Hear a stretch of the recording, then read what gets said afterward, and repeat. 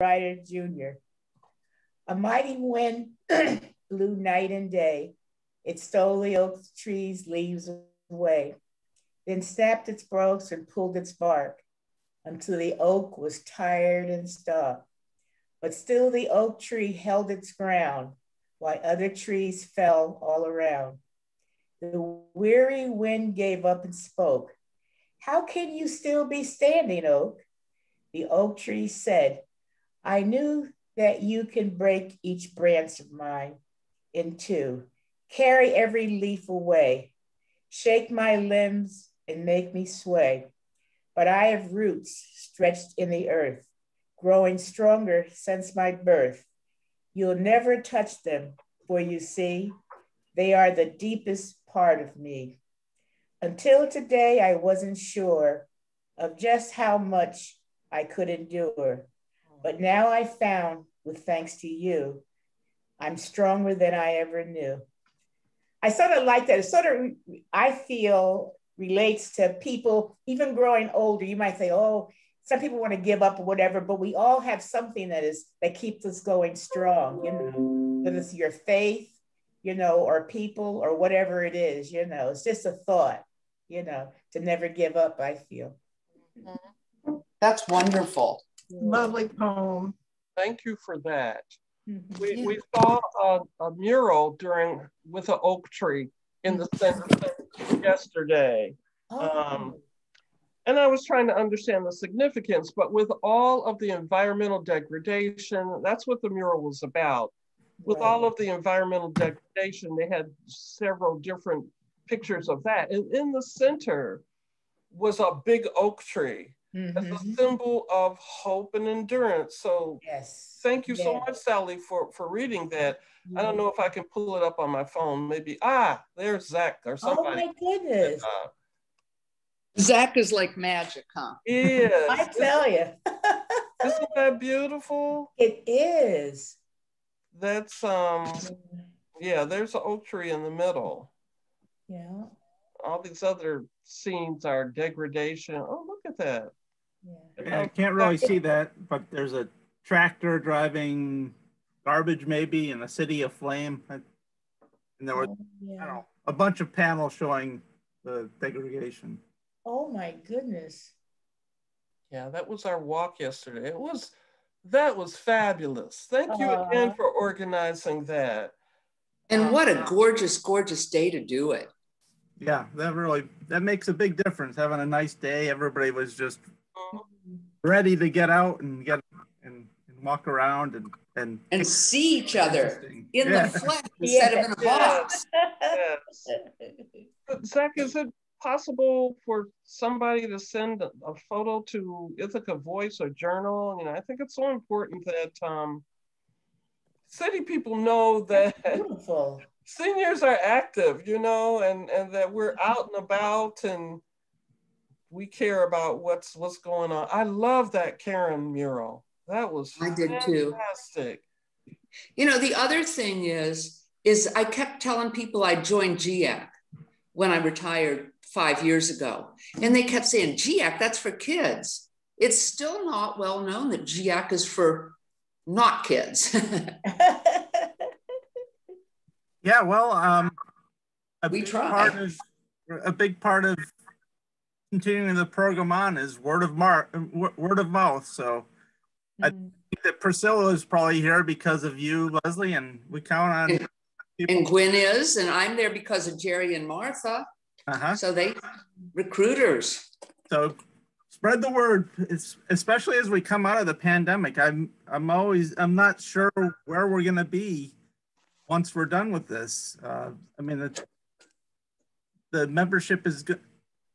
I think peaked like 2 or 3 years ago, and there's sort of it goes up and down, but we certainly need to get new people aware of what we're doing and invite new people to join. So please do so. Great program.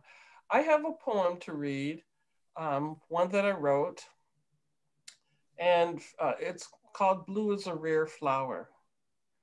This is kind of based on a webinar that I attended this week from Cornell's Botanical Gardens. And they were talking about blue. The color blue is not natural. I didn't know. I was there for that. That was fascinating. It was very, very good. And why we're attracted to blue. So my poem is called Blue is a Rare Flower. Blue is a rare flower. Blue is the freedom in our flag. Blue is the sky so wondrous and calm. I want our love to be blue. You ask me what I want. My answer, a friend, a lover, and truth.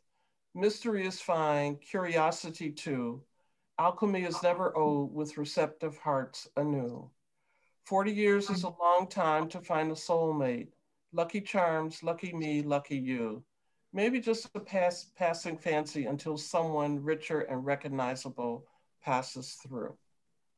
That's my poem. I like it. Lovely. Yes. A lot in there. Like That's that. great.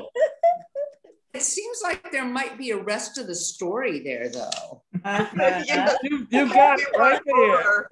I bared my soul right there. Yeah. This is a small group, so I guess you share.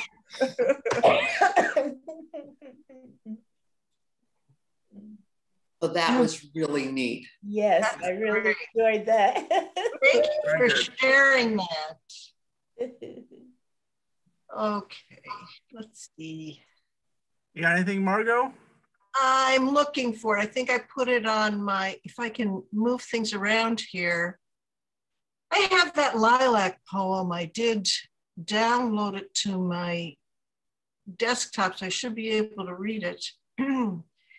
And I haven't looked at it in a couple of weeks. I hope it's still worth sharing. Here we go. It's Lilacs by Amy Lowell. Lilacs, false blue, white, purple, color of lilac. Your great puffs of flowers are everywhere in this, my New England. Among your heart-shaped leaves, orange orioles hop like music box birds and sing their little weak soft songs. In the crooks of your branches, the bright eyes of song sparrows sitting on spotted eggs peer restlessly through the light and shadow of all springs. Lilacs in dooryards, holding quiet conversations with an early moon. Lilacs watching a deserted house, settling sideways into the grass of an old road. Lilacs, wind-beaten, staggering under a lopsided shock of bloom above a cellar dug into a hill. You are everywhere. You were everywhere. You tapped the window when the preacher preached his sermon and ran along the road beside the boy going to school. You stood by the pasture bars to give the cows good milking. You persuaded the housewife that her dishpan was of silver and her husband an image of pure gold.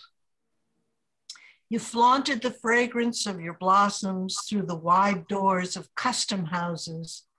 You and sandalwood and tea charging the noses of quill-driving clerks when a ship was in from China. You called to them, goose quill men, May is a month for flitting, until they writhed on their high stools and wrote poetry on their letter sheets behind the propped up ledgers. Paradoxical New England clerk, inventories and ledgers, reading the Song of Solomon at night. So many verses before bedtime, because it was the Bible. The dead fed you amid the slant stones of graveyards. Pale ghosts who planted you came in the nighttime and let their thin hair blow through your clustered stems. You are of the green sea and of the stone hills which reach a long distance. You are of elm-shaded streets with little shops where they sell kites and marbles. You are of great parks where everyone walks and nobody is at home. You cover the blind sides of greenhouses and lean over the top to say a hurry word through the glass to your friends, the grapes inside. Lilacs, false blue, white, purple, color of lilac. You have forgotten your Eastern origin, the veiled women with eyes like panthers, the swollen, aggressive turbans of jeweled pashas. Now you are a very decent flower, a reticent flower, a curiously clear-cut, candid flower, standing beside clean doorways, friendly to a house cat and a pair of spectacles, making poetry out of a bit of moonlight and 100 or 2 sharp blossoms.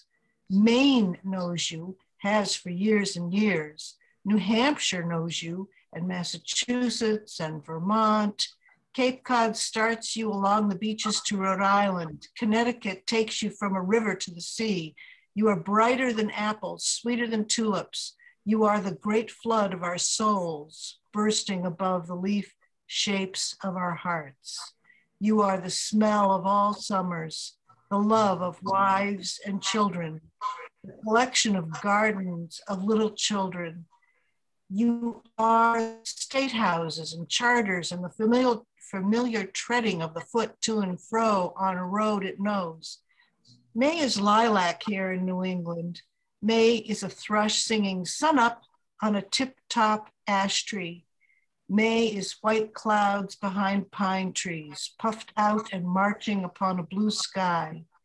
May is a green as no other. May is much sun through small leaves. May is soft earth and apple blossoms. Oh. And windows open to a south wind.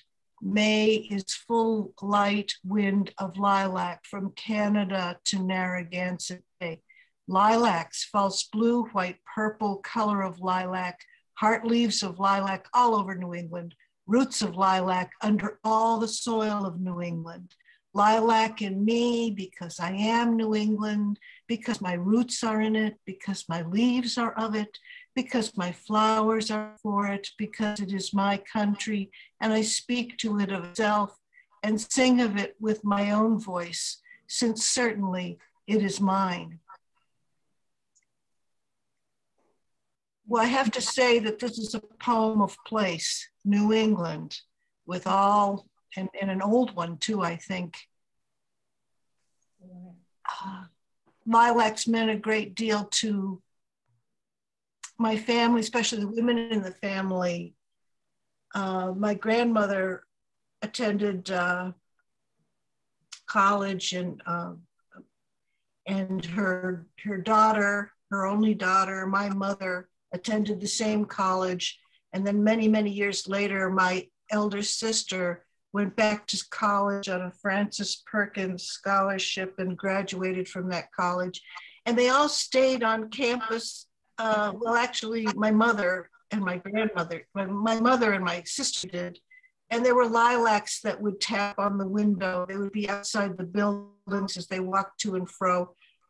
This poem means a lot to just my family and its roots in New England. So I share it with you today for what it's worth. Appreciate it. It's really Thank nice. you. Yes, yes. Interestingly, one of my neighbors is currently, he has a son that does horticulture and is duplicating lilacs from twigs, rooting them as an homage to his grandfather, who had a huge batch of lilacs over in the Rochester area. I'm going to try to do his whole property in lilacs. Who wrote the poem? Marco? Amy Lowell. Marlo? Like Amy is her first name. Last name is Lowell, Lowell. Oh, Lowell. Okay. Sounds like New England.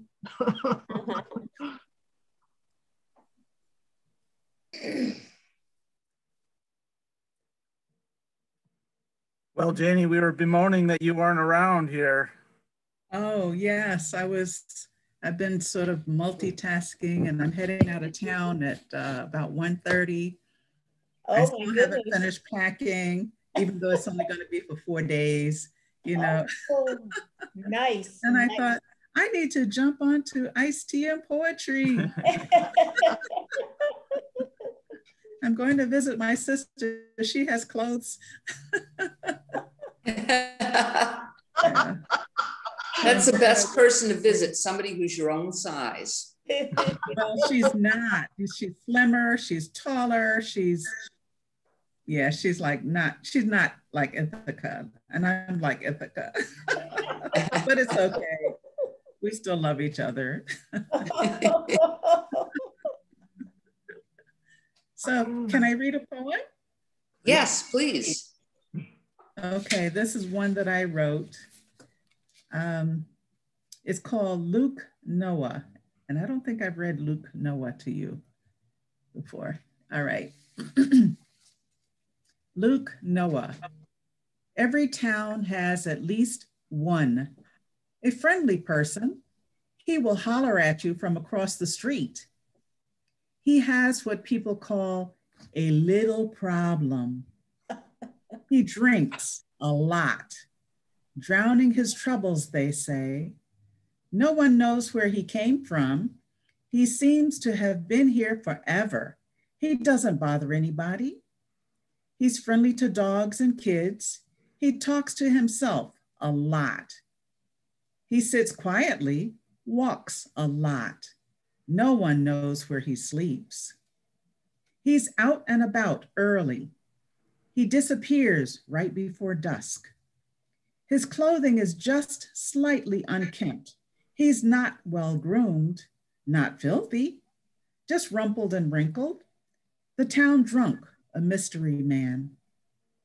Sometimes we don't see him for days. No one looks for him. We just breathe a sigh of relief. Then there he is again, back at all of his usual spots, minding his own business, whatever that may be. Luke Noah. Is that his real name? What an odd name we say. That's what we call him. We don't ask him. That's just the word on the street. Oh, did I mention that he is a panhandler, a beggar? He puts a can or a hat or a piece of something in front of him and sits quietly, hoping for some kind, generous soul to share their wealth, a few coins, a couple of dollars, a sandwich, a cup of coffee, anything. Luke Noah, there, but for the grace of God, as the saying goes.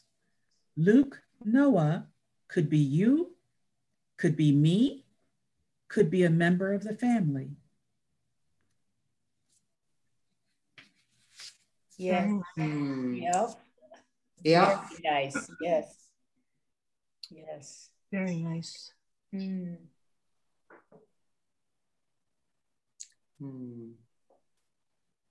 That's a small town poem, right? Yes. Yeah. Yes. People know about this person but aren't afraid of him, and it's like, let's just leave him alone. Yeah, but you want to be sure you see him to know he's okay. Yeah. Mm-hmm. Yeah. Yeah. Yeah. Mm. Working at Loaves and Fishes, I've known a number of people like that through the years. Mm-hmm. Mm-hmm. Yeah. Yeah.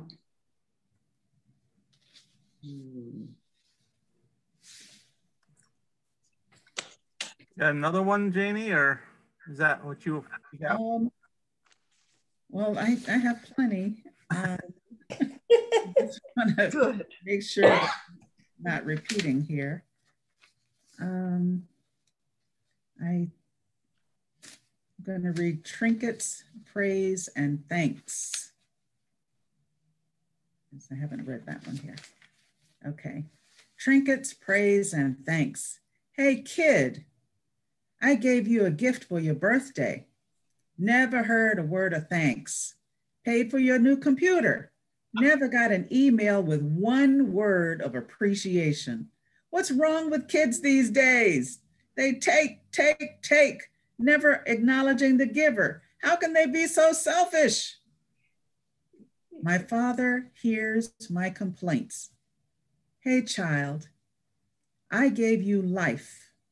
I gave you peace. I gave you comfort. You have food and clothing. I'm still waiting for you to say thanks. Oh.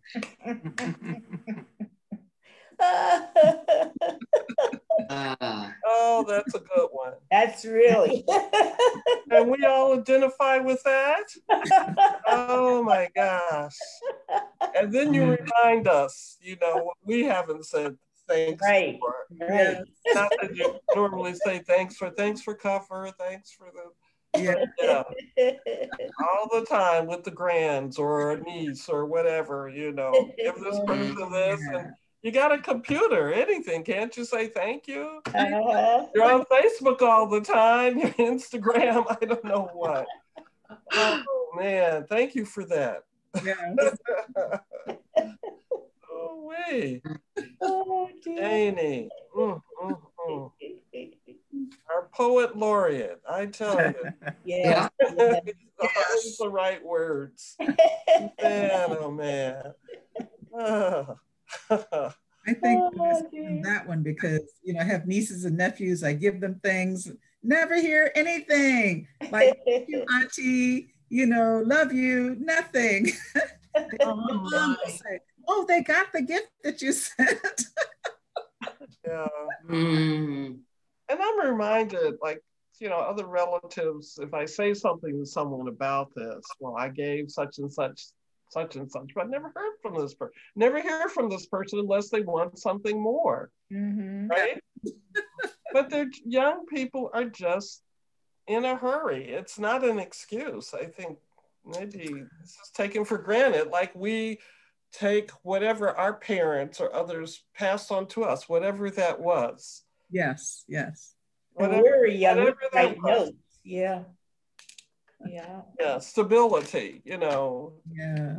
or whatever, even if there was dysfunction in the family, but we stayed together. Yes. I mean, this more personal stuff I'm opening up to, you know. I complain about stepsister that I don't hear from unless she wants something, and then she calls me on Mother's Day, and I assume that she wanted something, but she didn't. Oh, She just graduated. yeah. She finished her master's. She did it fast, and I think, you know, these people are just, they're in a hurry to do a lot, and then they take us for granted. Yes. But yet I think about my own parents or other elders in my life, for no matter what else is going on, I have to be reminded, but you know what? There was stability. Yes. Even though there was a lot of dysfunction, there was stability. And this same mother raised this child who just graduated and who adopted her when she was 2. And all of the girls that she adopted graduated. So I'm sorry, you know, I just opened up some personal things. But gratitude is so important, but then we have to step back and think about, well, what have I received that I haven't taken a moment to feel gratitude for? Yes. So your poem really speaks to my heart a lot. Thank you very much. You're welcome. You're welcome. It makes me so happy to hear that, you know, the poems mean something, you know. Makes you stop and think. They do speak to us, Janie. As a parent of a younger kids, or not super young at this point, but younger, I see there's a real importance to stress the acknowledgement of a gift, and I'm sure that I received a lot that I just said, "Oh, great, awesome!" Put the $20 in my pocket and forget it. But just to say, "Yeah, I've received it. Thank you. It means a lot." And thank you means a lot. Give out stuff like that. You know, just even a word of thanks. Yes. Closes the circle. So Poem really captures that. I think as parents or as elders, when we have a good relationship with even kids in the neighborhood or whatever, we have to We have to teach that to them. Some people just don't grow up that way. I don't know. Yeah. I don't know, but it's important. Gratitude is important. And at the same time, again, the reflections on myself, instead of always looking at the dysfunction, what are we grateful for? What am I grateful for? Right. Yeah. What am I grateful for? About living in this small town even. I couldn't wait to get out of Ithaca when I retired. And now that I've slowed down, I think about all the things that I'm grateful for. Not that it's perfect here, but all the things that I'm grateful for. Little things that are a big thing. When you're known, when somebody says hello to you, Mm-hmm. right? I mean, we can do a whole thing on gratefulness, I think. Right, right. But instead of always focusing on the negative, because I am a glass half full kind of person instead of a glass half empty. So gratitude is very important to sustain the heart, I think. It does. It makes you feel better, to be appreciated. It does. And not be so quick to even blame young people or people who don't stop to say thank you. Right. Yeah. But just try to teach it. Yeah. About 6 years ago, my oldest granddaughter was really in a negative space. Issues with her father and things like that. And my daughter started a gratitude at dinner every night. Everybody has to say one thing, just one thing that they're grateful for that day. And it's made a tremendous difference. Even on the worst possible day, you can find something they're grateful for. And I'd say it's really made a difference. And also, every time I drive a kid someplace, they thank me for it. So I feel very blessed that the kids have learned to give back and to show that gratitude. Yeah.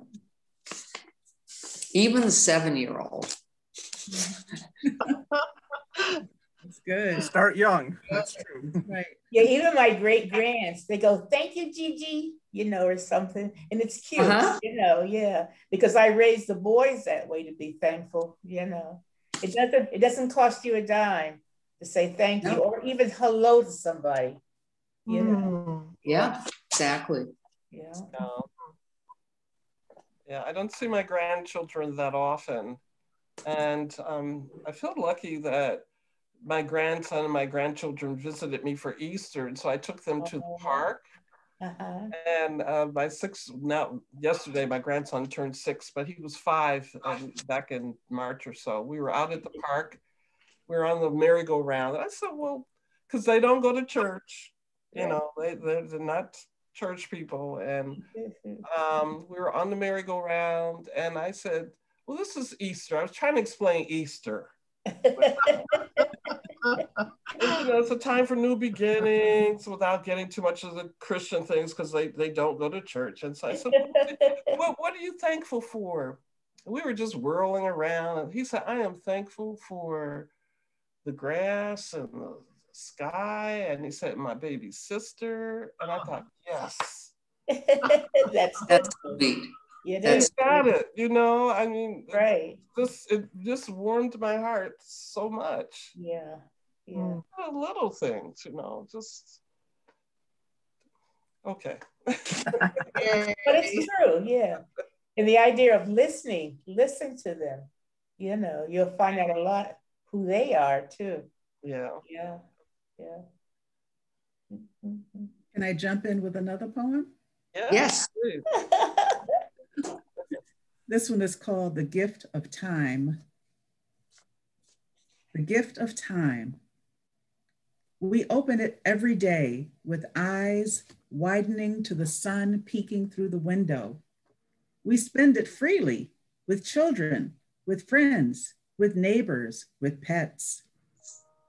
We use it wisely for sharing, for caring, and teaching and learning. We waste it on frivolous things, on the couch, watching screens. We manage it well or poorly or not at all. It is a gift. It costs us nothing. We take it for granted, not thinking that we won't be here forever. One day this gift will pass on. This gift has a limit. It will expire. Use it wisely. Share it freely. Appreciate each moment of your time. Mm. Oh, boy. Yes. Yeah. Goes perfectly with the other poem. Right. And what we were just talking about. Mm. Mm. Mm. Mm. So I actually, now this is a takeoff from a comic called Arlo and Janice that someone sent me. And it's a takeoff on a poem that calls Corinne's Going a Maying by Robert Herrick, who lived from 1591 to 1674. I remember reading the original poem with, you know, that old English stuff, which is really hard to read. Mm-hmm. But this is the poem as it was adapted for the paper. Get up, get up, get out of bed. Mother Nature's lost her head. She's thrown her best upon the earth. All is color, song, and mirth. You're not here, and it's a shame, with boys afoot and girls a game. Get up, get up. Throw on a dress. If you can manage, maybe less. Use your jewels, forget the pearls. Soft leaves and grass, mourn the girls. Let's go, I'll stop brain. You're all I need to go a Maying. Come out, see with your eyes how all around such beauty lies. The trees so green, the world apart, and you're inside, still in the dark. 'Twould be a sin is all I'm saying, not to do it, not go a Maying. Our friends are out there making time, while I sit here inventing rhyme. They're putting normal to the test. Shocking truth gets passed for jest. No way to tell what plans they're laying. Now can we please go a Maying? And I really hate to mention this, but here's a reason not to miss. The days are passing with the sun. It won't be long before we're done. In the ground we'll be decaying, and then we'll wish we'd gone a Maying.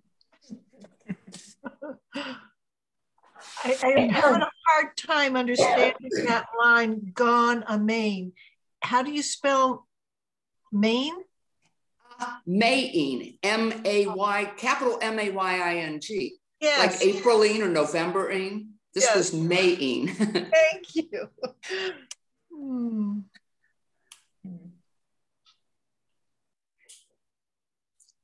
So. That's wonderful. Nice series of poems about gratitude and taking advantage of our time and And our weather. our weather, yeah. Oh gosh. So I've got one from my father. It's a little more set in the natural world,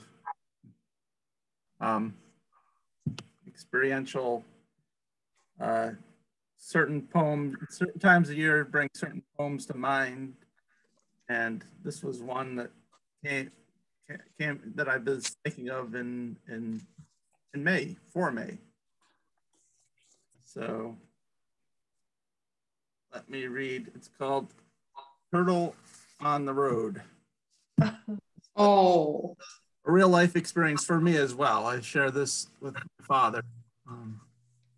And the title pretty much tells you what the poem is, but here we are. Turtle on the Road. As I drove past the stone, I saw it was a turtle, hauling himself across the highway in the burning summer sun. I pulled onto the shoulder and ran back, hoping not to see him go under. A truck rammed past, but he was still crawling far out in the center. I reached him and carried him to the side he was aimed at. Painted turtle, tapered disc, pale orange underplate, marked with faint scratches. I carry him the 100 yards to the bank of the river and set him on a rock shelf, inches of water. But he stayed all drawn into himself. The ancient brain that sent him out of the lake across the long dryness told him to go nowhere, not to loosen his clench now. I was in a hurry, so I picked him up and held him down into the water and lifted him out, all gleaming and dripping, and looked into his heavy, blinking eyes. I held him again under the water, and this time he quickened, as if he had suddenly remembered the bottom, the mud, the wavering weeds, the long, curved, slender claws of his feet spread out. His head stretched out, and he struggled to swim. I opened my hand, straining, turned to gliding, and I watched him slip down and disappear, paddling wildly into the cold green country of the river. Nice. Yeah. Nice. We've done that. You've saved turtles crossing? And Yeah. I remember one time we had a snapping turtle, and they're tricky to deal with. Oof. And so we had him in a box, but when we put him beside the pond, it's like he dove. He just knew that's where he needed to be. yeah, I've saved a snapping turtle before, and you feel like I'm trying to do you a favor, and he's being quite aggressive. And it's amazing how fast they move and how far they can extend their necks. It really is. Yeah. Neat. And I've got one other here. Another one that I actually was thinking of reading a few months ago, and I thought, oh, I got to wait till it's a little more warm out and it's relatable at that time. So again, the title pretty much gives away the poem, Hanging Out Laundry. So hanging out laundry. On a summer morning, the damp clothes are cool to the hands. It's quiet, moving slowly across the lines in a rhythm of bending and rising, lifting the pieces from the basket, shaking out the t-shirts and towels, feeling the small, firm grip of the pins. There's even a kind of pleasure in looking at the poles, saying nothing, planted solidly in the ground. I favor early morning. I'm lucky. Where I live, the sound of traffic has some distance in it.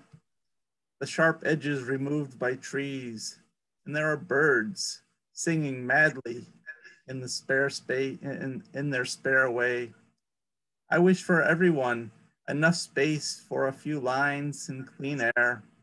At least that. Hanging out laundry is a ritual, a chore with a sweet soul, an emptying of more than a basket. And some days out in the quiet, it's like putting cool, damp cloths on wounds. Oh.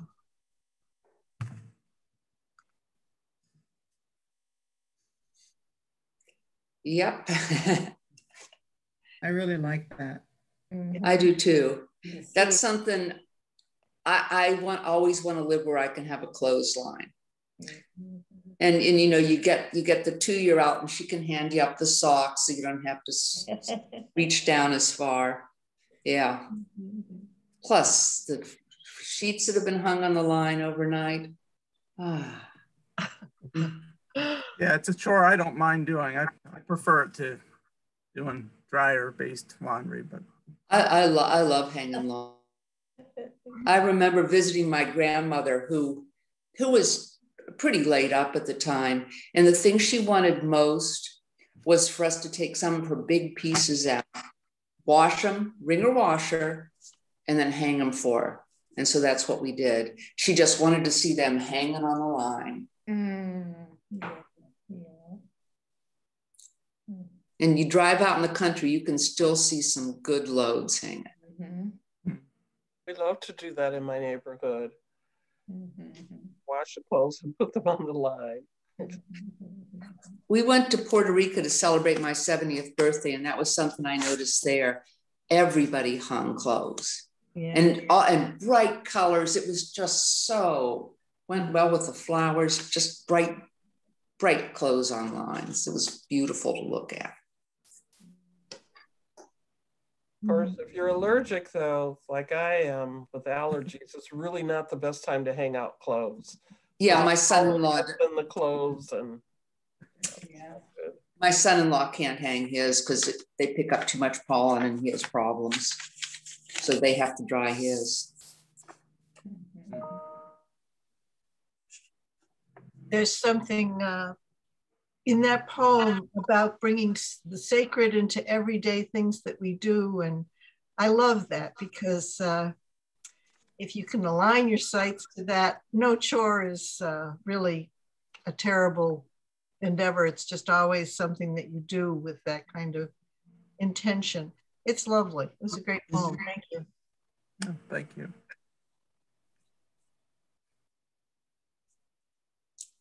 Did you have any more, Janie, or are you satisfied? One more? Yay. Mike. One more. Yes, yes, yes. Not hearing you still. You went mute. Ah, there she is.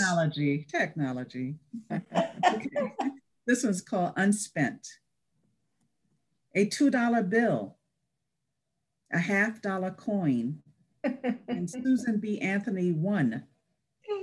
Expendable spendables, sitting in jars, forgotten on shelves, waiting to be spent, collecting dust, devalued valuables, idle, wasted, unspent, like buried talent. Oh, that's nice. That's really nice.